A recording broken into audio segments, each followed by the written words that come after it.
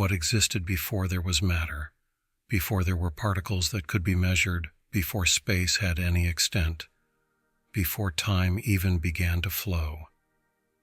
Modern physics compels us to a radical realization. Matter is not the foundation of reality. It is not the beginning.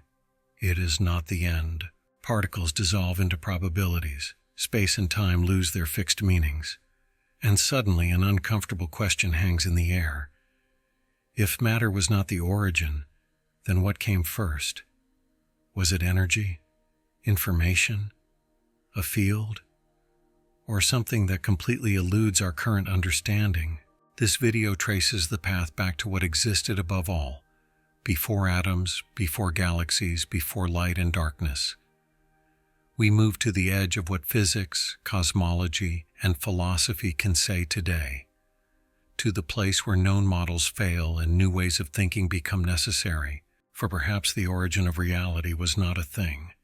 Perhaps it was not an object in space. Perhaps it was a state, or a principle, or something that still exists now, as the foundation of everything you experience. If you are ready to truly embrace this question, the journey begins right here. For centuries, the matter seemed clear.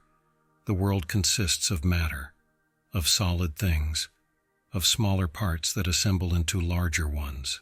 Atoms were considered the indestructible building blocks of reality, tiny spheres in empty space, reliable, tangible, objective. This image was so compelling that it shaped our entire thinking, not only science but also our conception of reality, identity, and existence. If everything is made of matter, then humans are ultimately matter as well. Thoughts are chemical processes, feelings are electrical impulses, consciousness is a byproduct of biological complexity. Yet this very foundation began to crumble in the 20th century. With the advent of quantum physics, it became clear. The deeper we looked into the structure of matter, the less material it became. What we thought of as solid substance dissolved, not into smaller particles, but into mathematical descriptions, probabilities, and fields. Electrons turned out not to be tiny balls, but something entirely different. They have no fixed position unless measured. They behave simultaneously like particles and like waves. And above all, they do not exist definitively, but only as probability distributions. The question is no longer, where is the particle? But rather, with what probability could it appear here or there? A crucial boundary had been crossed. Matter was no longer something that simply is. It became an event, a possibility, something that only takes on a concrete form in the act of observation. This realization became even more radical when physicists began to investigate what is called emptiness. The vacuum, long thought to be an absolute state of nothingness, turned out to be anything but empty. It is filled with quantum fluctuations, virtual particles, movements of energy. Particles can spontaneously arise and disappear without anyone being able to say where they come from. Nothing was no longer nothing. It was a bubbling field of possibilities. At this point, it became clear matter is not the fundamental state of reality. It is an expression of it, a temporary pattern in something deeper. Even mass, long considered the ultimate characteristic of substance, lost its solid status. And Einstein revealed that mass and energy can transform into one another. Mass is not a fundamental property. It is a form of bound energy. And energy itself is not material, but a quantity that describes change. The further physics advanced, the clearer it became. What we call matter is not a stable core, but a dynamic process, a dance of relationships, a web of interactions. And with this realization came an uncomfortable question. If matter is not fundamental, then what is? This question is not merely physical, it is philosophical, existential. For if the material world is not the foundation, then our own existence cannot be fully reduced to matter. Classical materialism found itself in a crisis. The notion that everything that exists can ultimately be traced back to solid, objective building blocks could no longer be sustained. Instead, a universe emerged that is based on relationships, on probabilities, on mathematical structures. Reality behaved less like a collection of things and more like a system of rules, information, and possibilities. Physicists began to speak of fields instead of particles, of states instead of objects, of processes instead of substances. An electron is not something that moves. It is an excitation of a field, a pattern in the space of possibilities. Yet even the field is not simply a material something. It is a mathematical structure, a description of how something can happen. In doing so, physics undermined its own foundation. It could calculate more precisely than ever before, but it could no longer say what reality is at its core. What remains when all material is removed? No solid things, no substances, no tangible building blocks. What remains are structures, relationships, laws, information, or in other words, matter is not the foundation. It is an effect of something deeper that eludes our direct perception, yet is still real. So real that without it, nothing could appear, not even matter itself. This moment marks a turning point. Physics loses its solid ground and simultaneously gains a new depth, for instead of a dead mechanical world, a reality emerges that is open, dynamic, and surprising. A reality in which what we see is not what truly is, but what reveals itself. And it is precisely here that the true journey begins.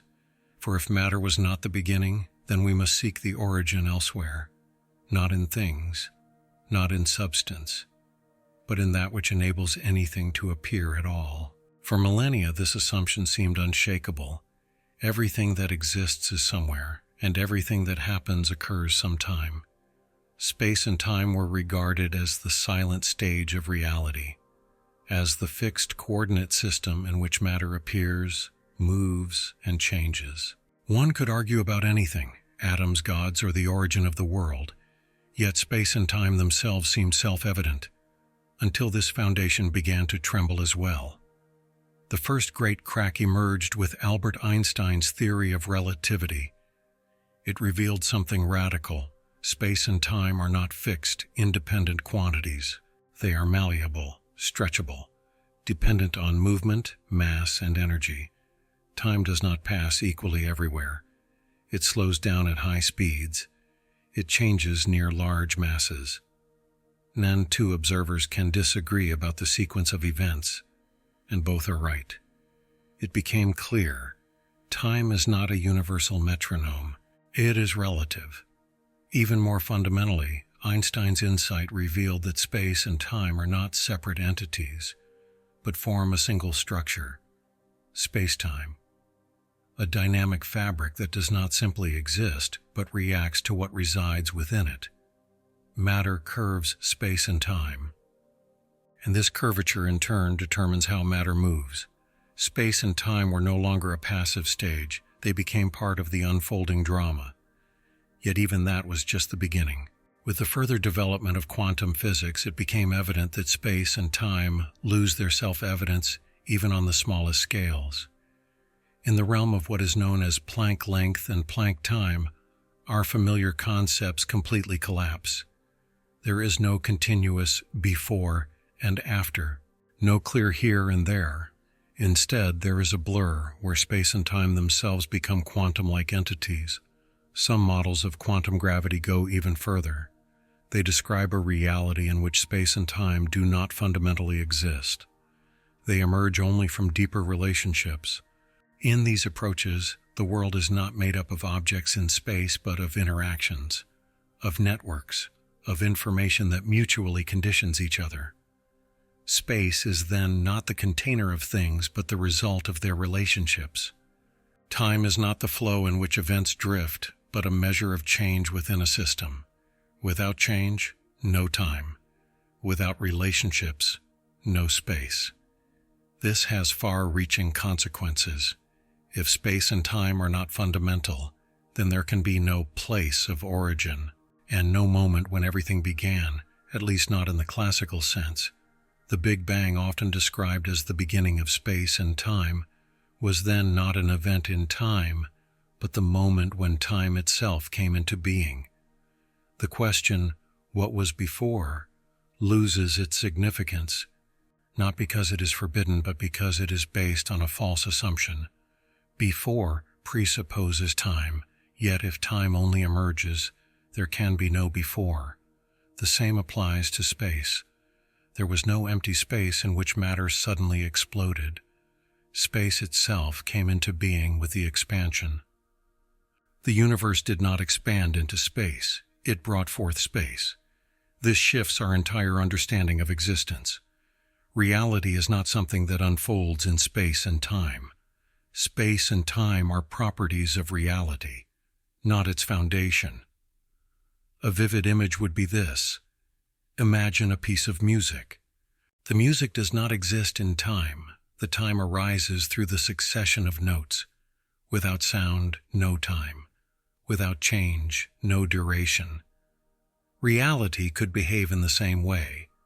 Time is not a container but an effect. Space is not a foundation but a pattern. Some physicists therefore speak of a timeless physics. In these models there are only states and relationships, no preferred temporal direction. The movement from past to future is then not a property of the world itself, but a property of our experience. Even the so-called now loses its absolute status. What is simultaneous for one observer is not for another. There is no universal present moment. The universe knows no global now, only local perspectives. It becomes clear. Space and time are intricately linked to observation, to perspective, to relation. And it is precisely here that a deeper question unfolds. If space and time are not fundamental, what remains? A reality without place, an occurrence without duration. At first glance, this sounds absurd, yet it is exactly this image that emerges from the most modern theories. At the deepest level, there are no things that move. Instead, there are processes from which movement arises, no points in space, but relations from which space emerges. No sequence in time, but changes from which time is born. Existence without place, occurrence without time. This also clarifies why the origin of reality cannot be understood as an event. It is not a point in space and time. It is that from which space and time themselves arise. And if this is the case, then the foundation of reality can be neither spatial nor temporal. It must be timeless, placeless, and yet real. This realization compels us to reformulate our questions. No longer, where did everything begin? Or, when did everything begin? But rather, what is so fundamental that space and time can emerge from it? What is stable enough to bring forth order without itself being spatial or temporal? At this point, familiar thinking comes to an end, and a new one opens up. For if space and time are results, then the origin must be something that exists beyond place and duration, something that does not happen but enables. And it is precisely here that the trail continues, away from space and time toward something even more fundamental. Not to things, not to events, but to that which bears structure without itself being structure. To information. After matter has lost its self-evidence and space and time no longer serve as fundamental stages, a void remains. If there are no fixed particles, if space and time are results, if reality does not consist of substance, what then remains? An answer is increasingly surfacing in modern physics, quietly, soberly, but with radical consequence. Information. Not in the everyday sense of data or knowledge, but as the structural foundation of everything that exists. The physicist John Archibald Wheeler encapsulated this idea in a succinct formula. It from bit. Not the bit from the thing, but the thing from the bit. By this he meant physical reality could arise from yes-no decisions, from distinctions, from information. An electron is then not first an object, but a response, a relation, a state within an information system. This idea may initially sound abstract, yet it does not stem from speculative philosophy, but from hard physical problems. In quantum physics, it repeatedly becomes evident. What we measure depends on what information we query. A particle possesses no clear properties before it is measured. It exists as a possibility, as a probability distribution. Only the measurement, thus the act of information acquisition, brings forth a concrete reality. Not matter determines information. Information determines matter. The famous double-slit experiment also points in this direction. As soon as information is available about which slit a particle passes through, the outcome changes. Not through a physical force, but through knowledge of the state. Information acts in reality. It has consequences. It alters the behavior of the world. And this becomes even clearer in thermodynamics. The concept of entropy, often misunderstood as a measure of disorder, is in truth a measure of missing information. The less we know about the exact state of a system, the higher its entropy. Order arises where information is present. The universe itself adheres to precise mathematical structures. Laws of nature can be formulated. Equations describe processes spanning billions of years. Why is the world mathematically comprehensible at all? Why does it follow rules that are not random, but elegant, stable, and repeatable? The physicist Eugene Wigner spoke of the unreasonable effectiveness of mathematics in the natural sciences. If matter were the origin, this order would be difficult to explain. Why should blind substance give rise to universal, timeless laws? However, if information is fundamental, order does not appear as coincidence, but as a starting point. Another strong indication comes from modern cosmology, the so-called holographic principle. Simply put, it states that the information of a space is not stored in its volume but on its surface. This means that the three-dimensional world could be a projection of deeper informational structures, reality as a hologram, matter as the manifestation of information. Black holes also lead to this realization. They seem not to destroy information, but to store it, one of the most important insights of recent decades. If information remains intact, even in the most extreme physical states, then it is more fundamental than matter. Matter can disappear, information cannot. Thus, the question of origin shifts radically, no longer how did matter arise, but rather where does the information that gives rise to matter come from? However, information is not a thing. It is not a particle. It has no mass.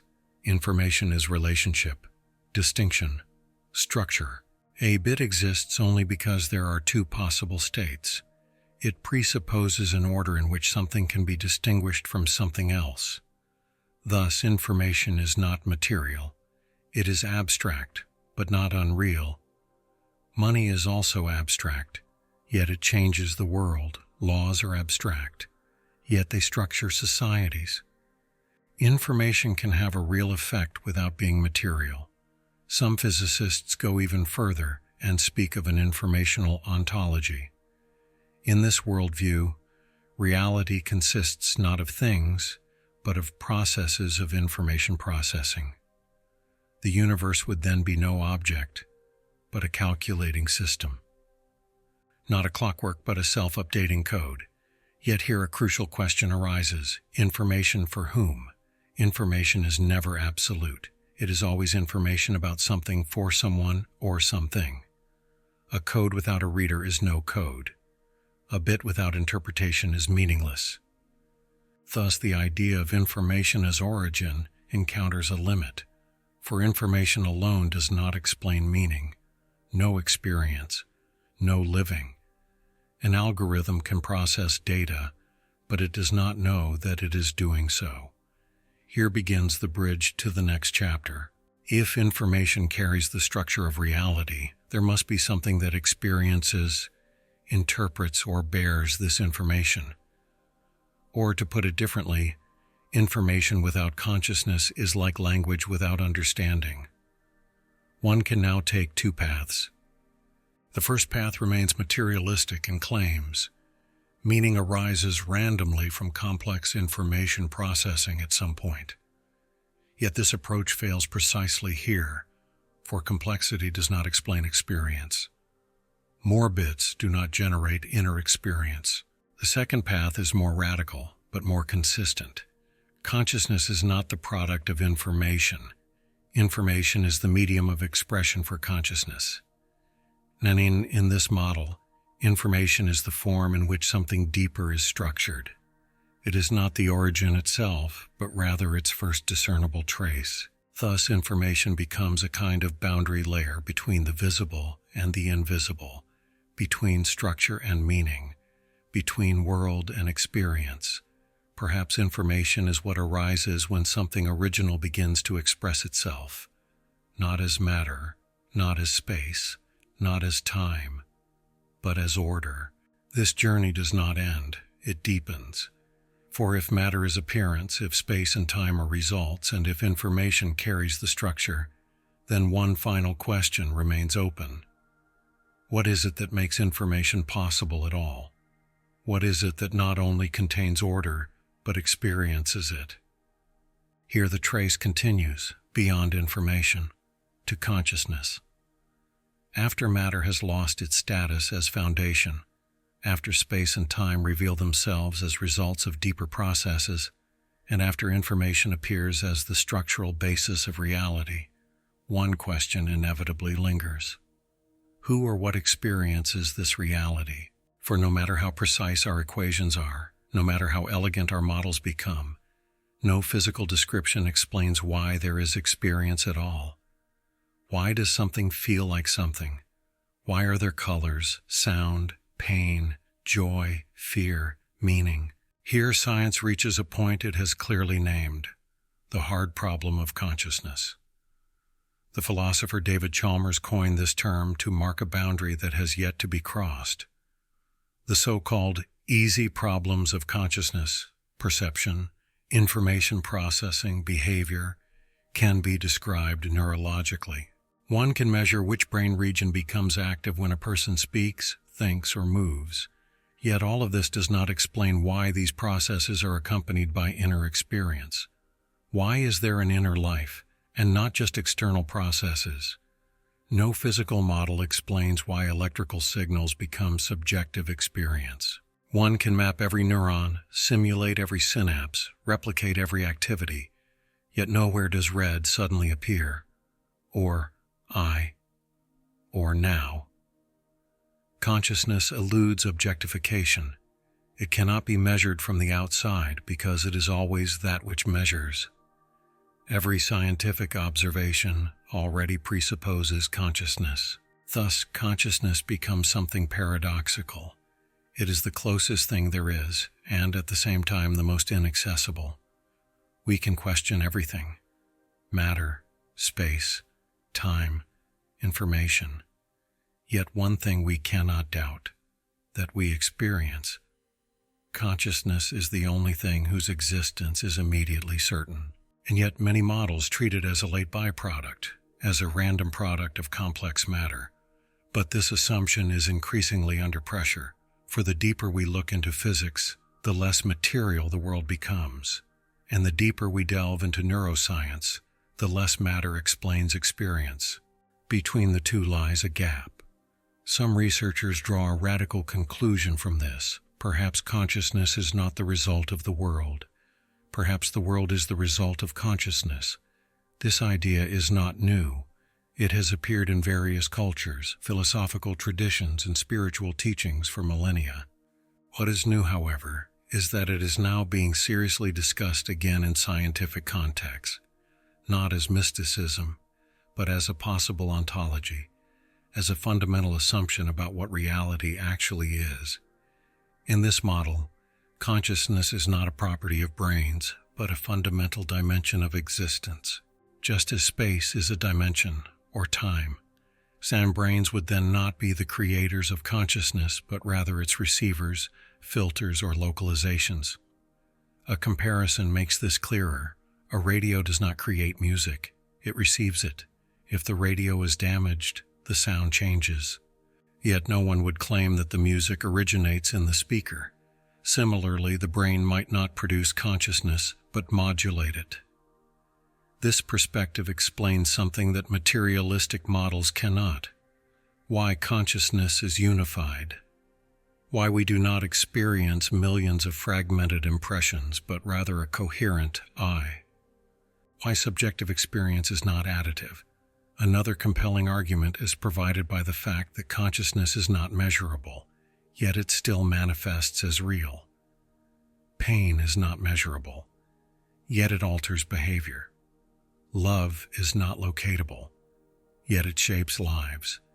Meaning does not exist in space, but it directs actions. If something has real effects without being material, then our concept of reality must be expanded. Some models thus speak of panpsychistic or idealistic approaches.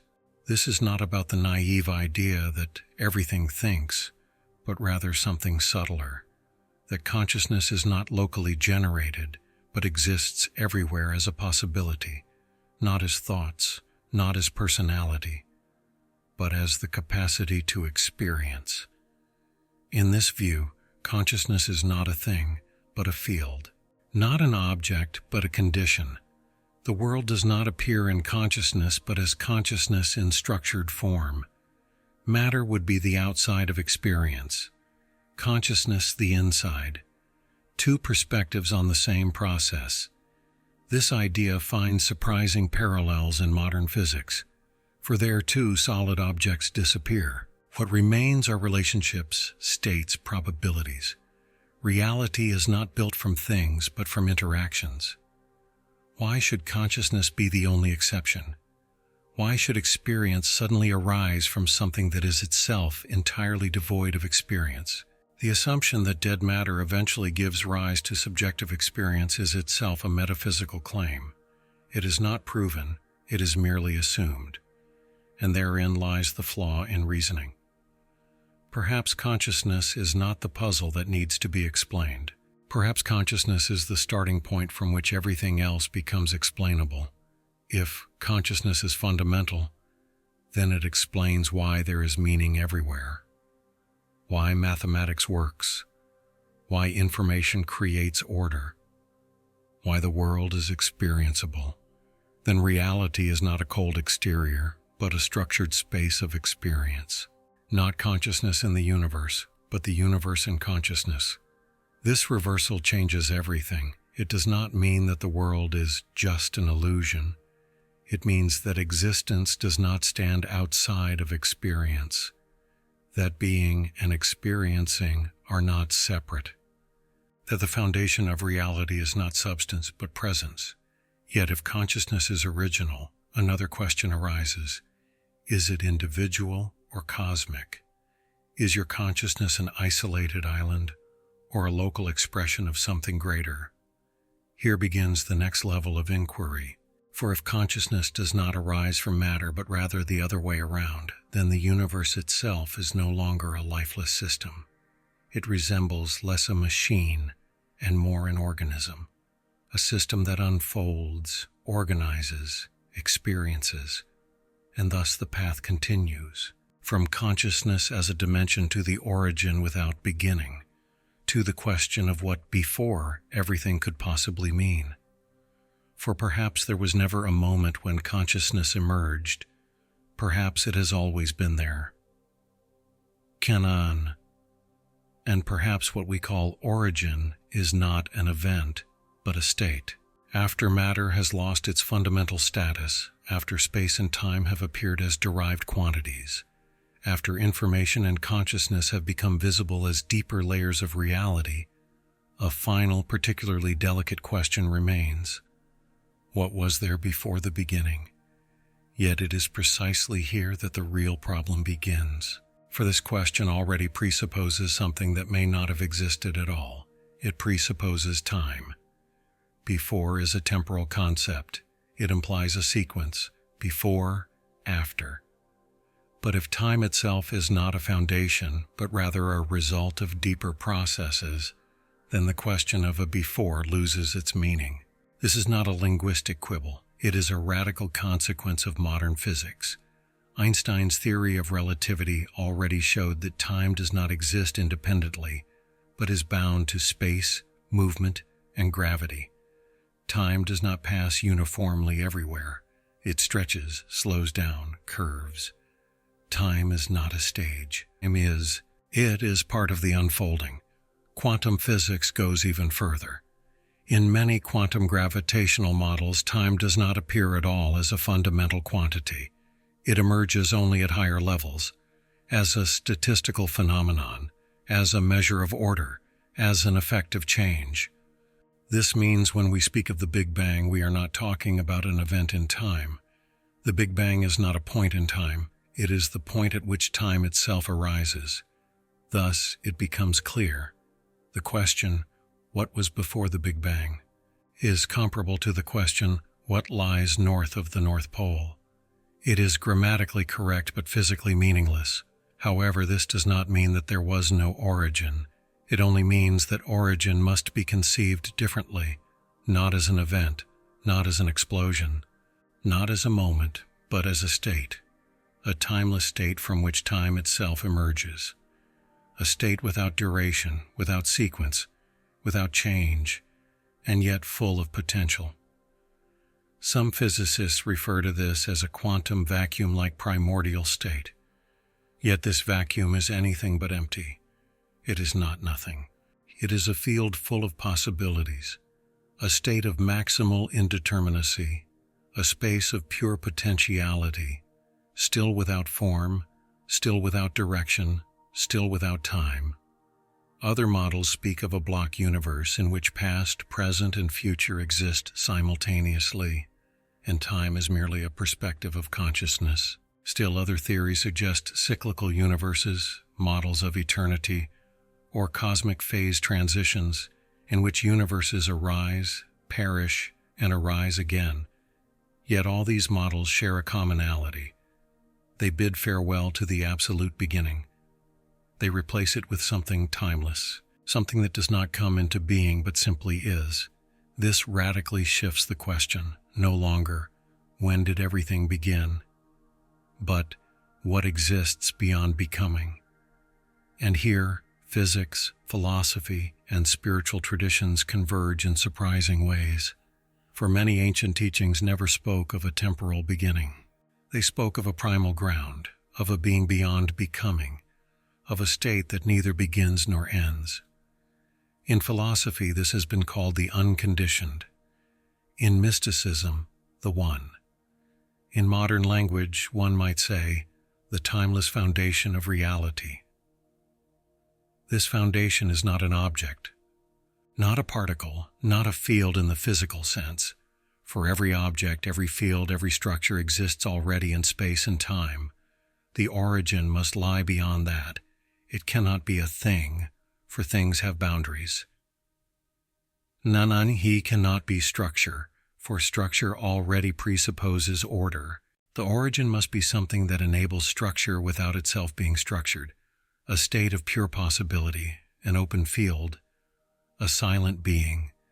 And it is precisely here that we return to consciousness and information. For consciousness, understood not as personal thought but as pure presence, is exactly that, timeless, non-local, unmeasurable, and yet the condition for anything to appear. Consciousness does not exist in time. Time exists in consciousness. For every experience of time already presupposes perception. The past exists only as memory, the future only as imagination, the present only as experience. Without consciousness, there would be no time. In this light, the origin appears not as a physical event, but as a state of consciousness devoid of content, not emptiness in the sense of nothingness, but emptiness in the sense of openness. A state in which nothing is yet determined, and therefore everything is possible.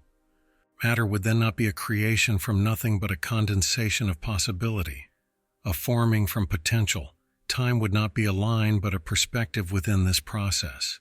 Space would not be a stage but a relationship between appearances, and the universe would not be an object but a continuous expression of this primal state.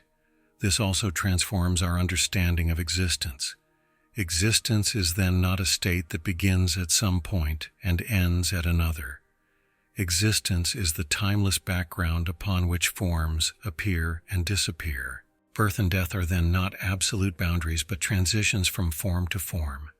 The origin does not lie behind us. It lies beneath everything, not at the beginning of time but beyond time.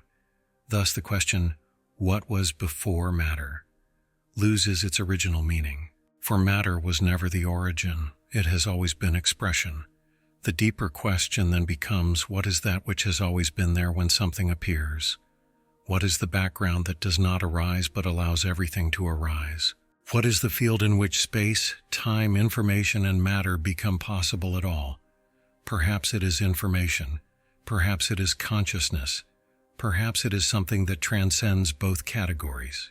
Or perhaps information and consciousness are merely two terms for the same reality, one viewed from the outside, the other from within. Whatever it is not a thing, not an object, not an event. It is a state, a being, a timeless origin without beginning. And precisely for this reason, we cannot measure it, cannot localize it, cannot observe it. We can only experience it. For perhaps what we seek is not out there somewhere. Perhaps it is precisely that which is reading this right now, the presence in which these words appear, and thus the circle closes. For if the origin is timeless, if consciousness is fundamental, if matter is appearance, then the question was never what existed before matter, but always what is that in which matter can even appear.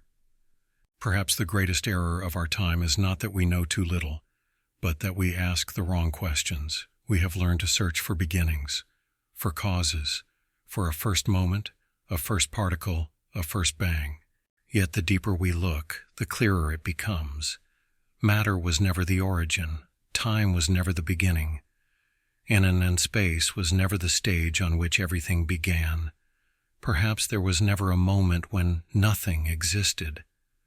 Perhaps what we call origin has always been there, not as a thing, not as an object, not as an event, but as a state in which possibility exists before form, in which information lies before substance, in which consciousness does not arise but is presupposed. If that is true, then everything changes. Then reality is no coincidence. Then existence is no accident. Then consciousness is not a byproduct, but the foundation upon which everything appears. And then you are not merely an observer in a foreign universe. Rather, you are a place where this deeper reality experiences itself. Perhaps the question is no longer what was before matter, but what is it that perceives this question right now? Is it information? Is it consciousness? Is it a timeless origin for which we still have no name? Or is it something that can only be experienced but never fully explained? What do you think? What was before everything? And what does that mean for your own existence? Write your thoughts in the comments. These questions thrive on exchange, not on ready-made answers. And if such themes linger in your mind, if you sense that something deeper is being touched, then subscribe to ZEITGEIST. For this video was not an end, it was a beginning. Spirit to spirit, your ZEITGEIST.